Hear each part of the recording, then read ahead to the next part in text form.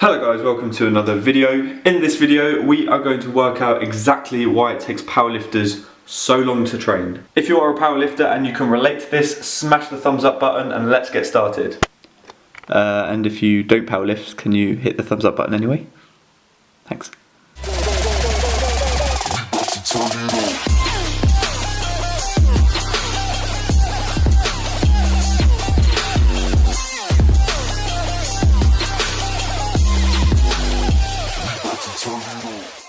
So kicking it off, obviously there is the commute.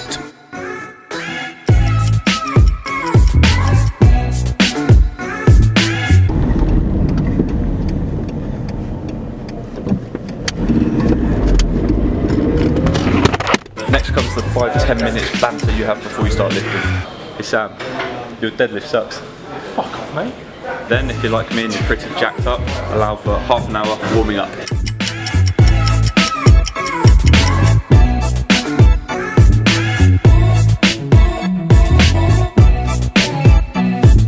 Once you've warmed up, you're ready to actually start lifting. So I'm doing deadlifts today.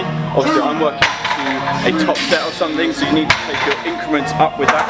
With each set, you need to allow probably 5 minutes rest, because if you're a powerlifter, you need to be using the creatine phosphate system, which is going to generate the most power. So in order to get the best bang for your buck with that, you need to have long rests.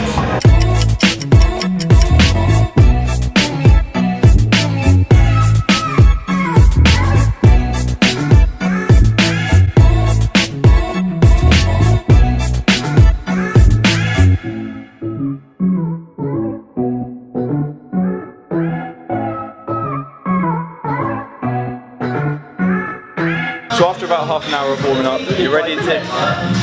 Hey Matt, what's in your pockets? Your lats. Yeah. Fuck off, I can't do it now. So after about half an hour of warming up, resting, lifting, you're ready to hit your top set. But you do need to allow for at least 5 minutes picking a good shoe.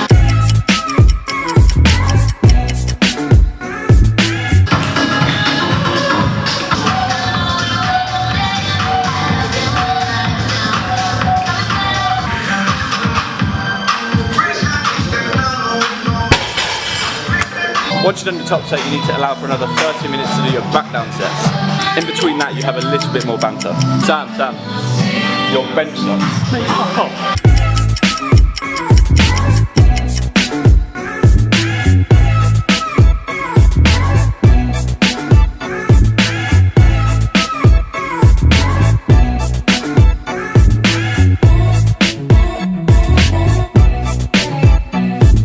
Probably should have mentioned this earlier, but if you're squatting, you need to allow for at least 5 hours putting your knee sleeves on.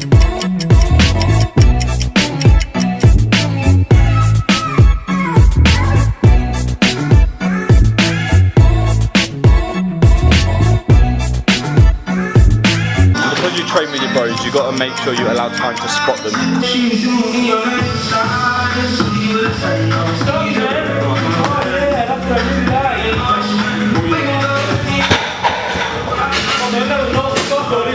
Time to move on to the second movement. In this case it is bench, and because we're powerlifters, we don't do high reps, so we do 7 sets of 2.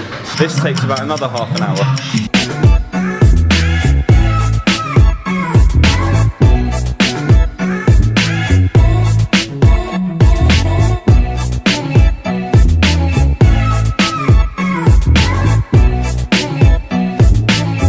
It's also important to note that between movements you need to allow for 10 minutes for everything you've just done on Instagram. That way you can momentarily inflate your ego. So after the compound movements, you spend the next hour doing fluff work.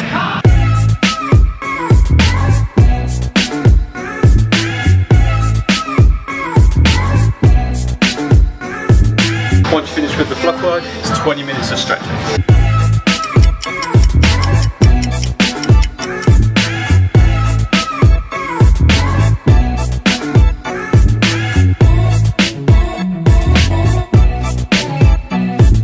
Or in my case, a nice quick 5 minutes. Now, after what feels like 8.5 hours training, it's time to go home, only to do it all again tomorrow. But before you go home, it's vitally important you remember the anabolic window and you get your recovery. Cheers. I've had these rolling. Cheers. we get two-seater. Cheers, Tony. Cheers, Matt.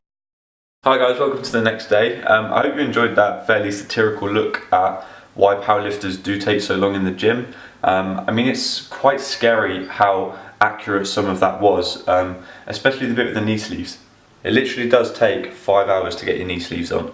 Anyway, before I go, I quickly want to talk about just my training and how it's been going. This sort of last week has not been brilliant. It was supposed to be a week of maxing out and potentially getting new maxes, but at the end of last week I did manage to slightly strain my glute. This is a recurring injury, it's happened before, and it is reared its ugly head again. So unfortunately I wasn't able to max out, so I did have to do a deload this week, hence why I'm not doing 260 kilos, but I was doing 220 kilos on the deadlift yesterday.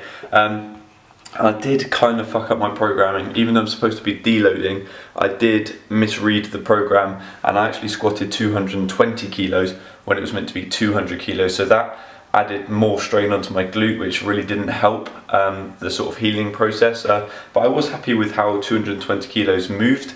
The rest of the week I was just doing very light deadlifts and really just cruising. So yeah, I'm glad that I'm now on the mend and I feel like the glute is definitely starting to heal. But yeah, like I said, just gutted that I wasn't able to max out.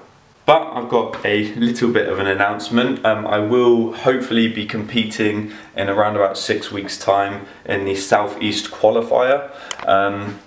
Obviously I'm going to have to really start rebuilding my strength now, but I do think I probably have a 625 kilo total in me at the moment, even though I'm not at the peak of my strength, and that's the qualifying total, so only time will tell, we'll have to wait and see, but yeah, I definitely think that's within my sights. Alright guys, I'm going to leave the video here.